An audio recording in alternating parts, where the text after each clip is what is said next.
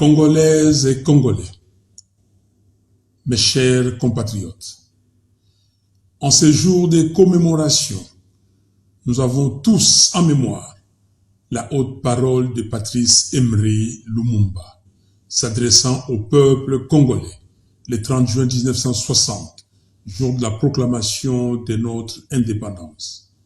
En substance, il a affirmé que, je cite, « c'est par la lutte que l'indépendance a été conquise.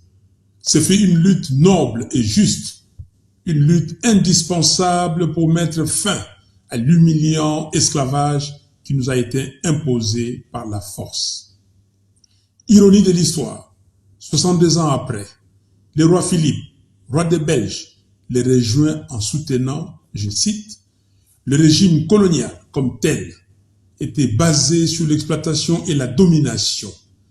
Ce régime était celui d'une relation inégale, en soi injustifiable, marquée par les paternalismes, les discriminations et les racismes.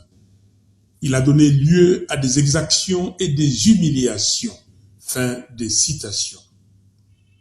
Les regrets du roi Philippe ont été entendus, mais ça ne suffit pas, car il s'agit des crimes contre l'humanité qui requièrent pardon, justice et réparation.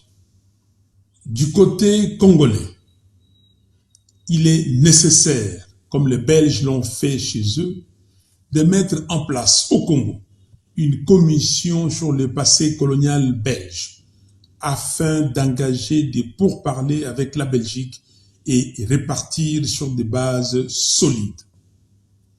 Congolaises et Congolais, dans ces contextes, soutenir aujourd'hui que, je cite, la porte d'entrée en Europe, parlant de l'Europe diplomatique, politique et des affaires, c'est la Belgique. Si la Belgique gronde, ou si elle est fiévreuse par rapport à la RDC, toute l'Europe la suivra. Fin des citations. C'est faire preuve de méconnaissance de la géopolitique mondiale, des complexes de néo-colonisés et des dénis de mémoire.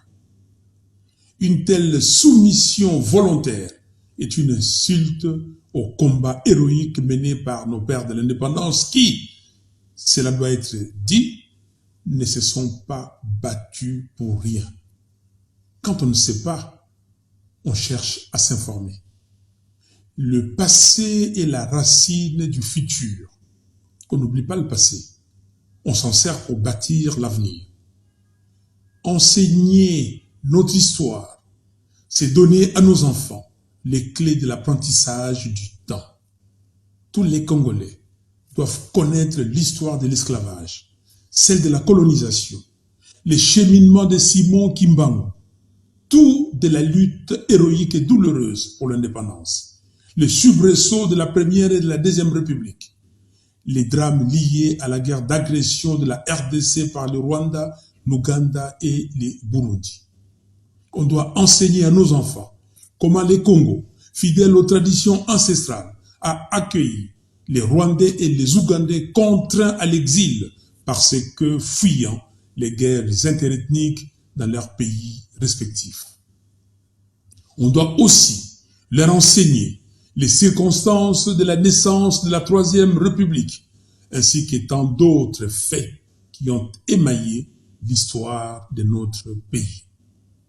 Congolaises et Congolais, 62 ans après l'indépendance, la RDC patauge dans un catastrophique surplace existentiel.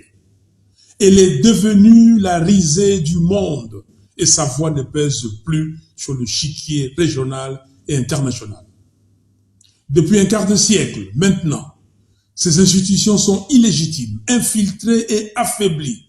Notre pays est maintenu dans une situation permanente d'occupation, d'instabilité et d'insécurité, afin de pérenniser les pillages de nos ressources naturelles, en s'appuyant sur certains pays voisins bien identifiés. En effet, ce n'est plus un secret que toutes les guerres imposées aux Congolais depuis 1996 sont des guerres fomentées par le Rwanda et l'Ouganda. Et le peuple congolais paye un lourd tribut pour avoir offert son hospitalité à des voisins fuyant la guerre interethnique chez eux. Cet état de choses est malheureusement facilité par la complicité de certains compatriotes. C'est ainsi que, par les biais d'élections truquées qui étouffent la libre expression de la volonté du peuple, le prédateur de nos richesses, des connivences avec leurs complices congolais, empêche l'émergence d'un leadership légitime et patriotique. L'agression dont nous sommes victimes actuellement nous interpelle et avec nous toutes les consciences du monde. Nous devons rester unis derrière nos forces armées et ne pas céder aux intimidations et aux provocations de tout genre.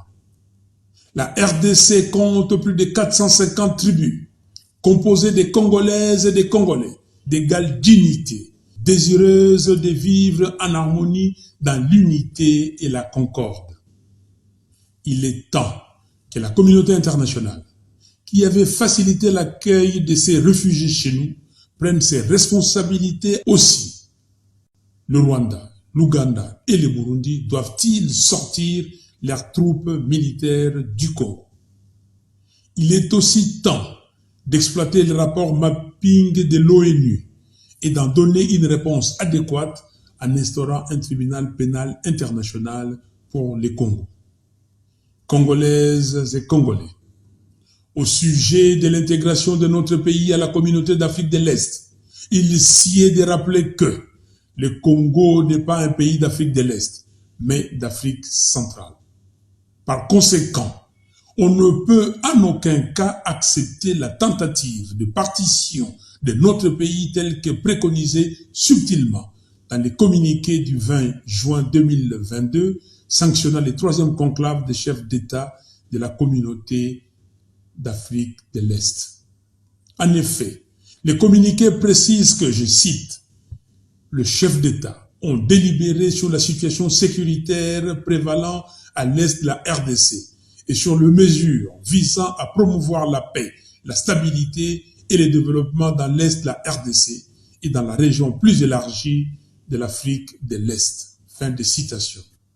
Notez avec nous la supercherie, le développement dans l'est de la RDC et dans la région plus élargie de l'Afrique de l'Est.